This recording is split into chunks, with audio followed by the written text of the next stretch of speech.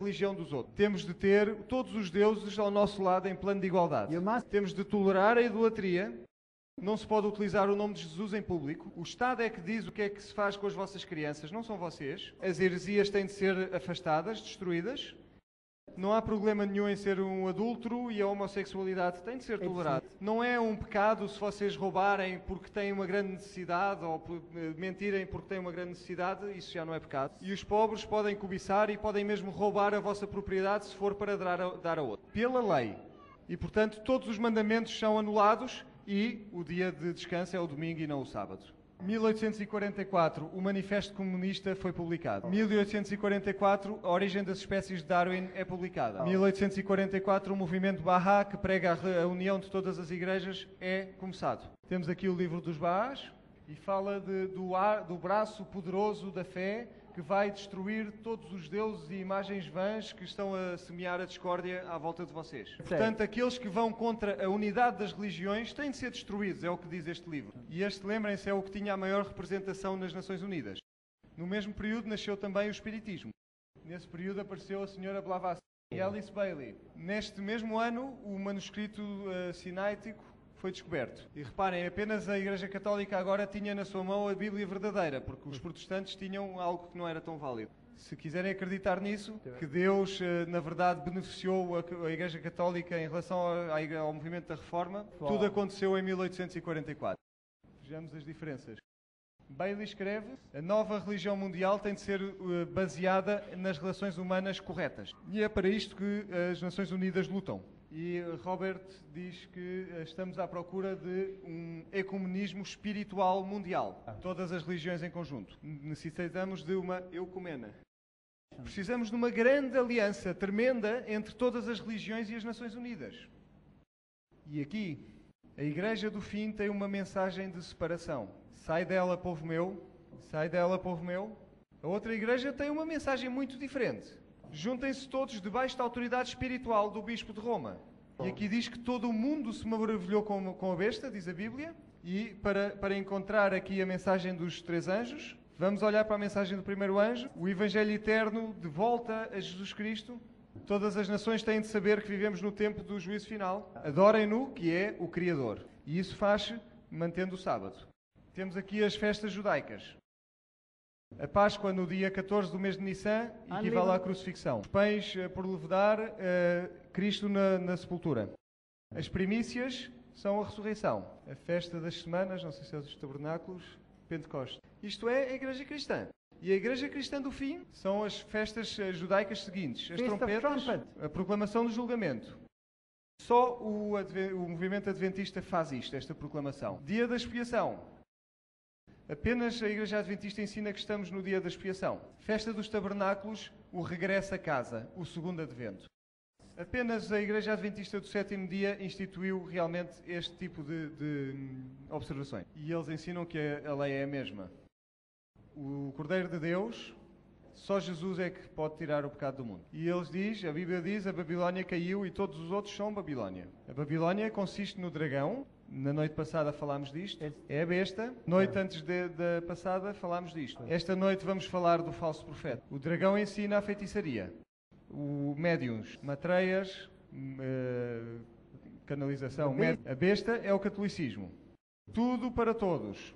O falso profeta vai ser o movimento protestante caído. E o líder do Tribunal Supremo, penso eu, da América, William Rehnquist, diz que a parede de separação entre a Igreja e o Estado é uma metáfora que foi baseada num erro histórico. Sim. Outro cumprimento da profecia. Vamos falar sobre estas pessoas esta noite. E a terceira mensagem angélica é: não aceitem a marca da besta, ou serão sujeitos ao julgamento divino.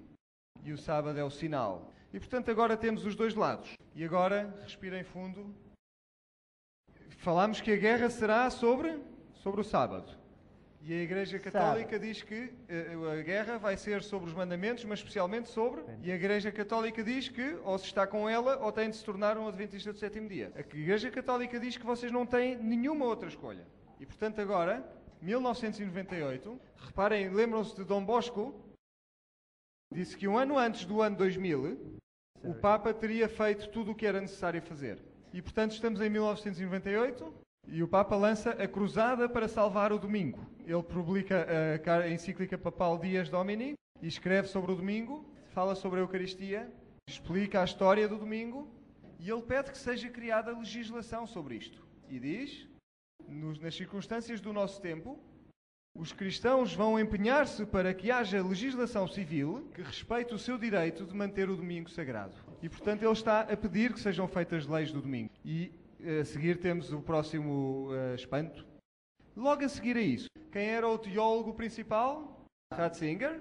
Quem é que provavelmente escreveu aquela encíclica? O próprio Ratzinger. Vamos ver o que é que ele diz. Esta Ad Endem Fidem diz que modificaram a lei canónica. E o Canon 1436 diz: se alguém negar ou colocar dúvidas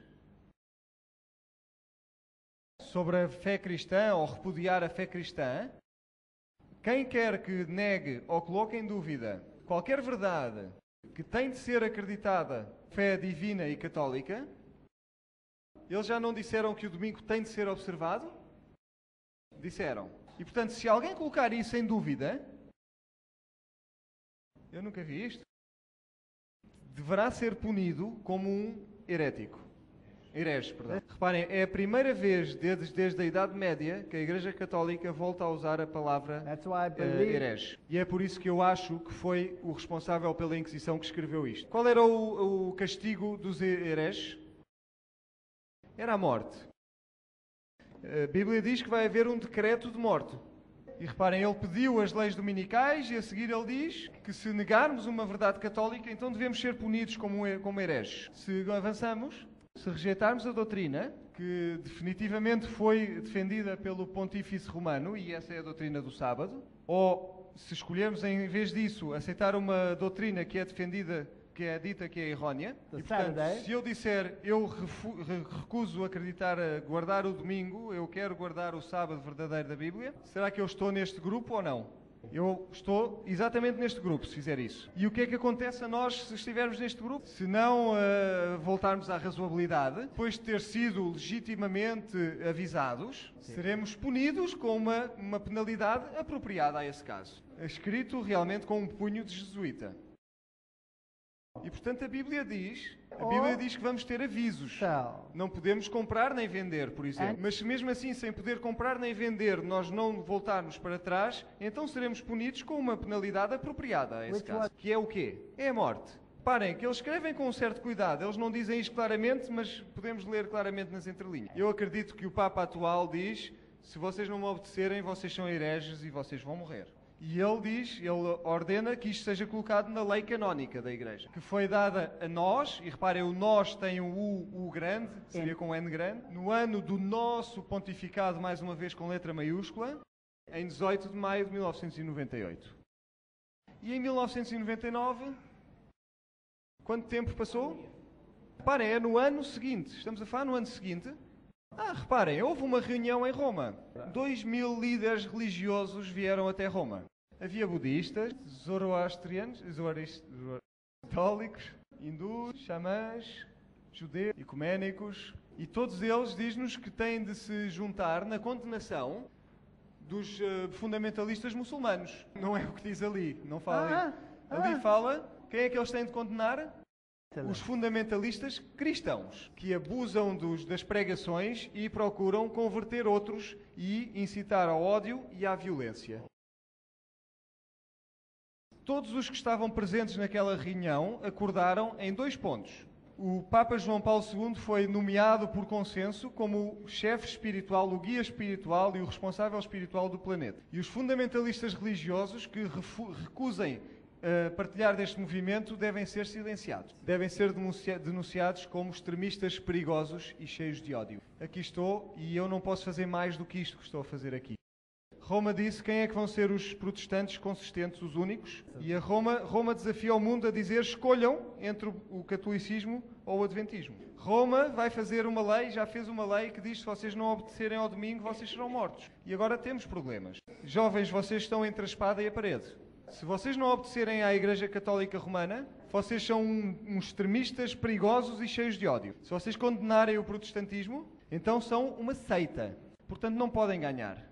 Mas não se preocupem com isso, porque Deus é mais forte do que Well, tudo America- isto. Será que a América vai realmente fazer o que Yes, estamos a dizer? they- Eles vão, com certeza. Logo a seguir àquela reunião, o Presidente dos Estados Unidos abriu o Museu Católico em Washington, nos Estados Unidos. E ele disse, e vou citar, a melhor forma de honrar o Papa João Paulo II, verdadeiramente um dos grandes homens, é levar os seus ensinamentos a sério, ouvir as suas palavras e colocar as suas palavras em ação aqui na América. Este é um desafio que nós temos de aceitar. E, portanto, o Presidente diz, eu não me importo de violar a Constituição dos Estados Unidos, porque eu estou a cumprir, a fazer o cumprimento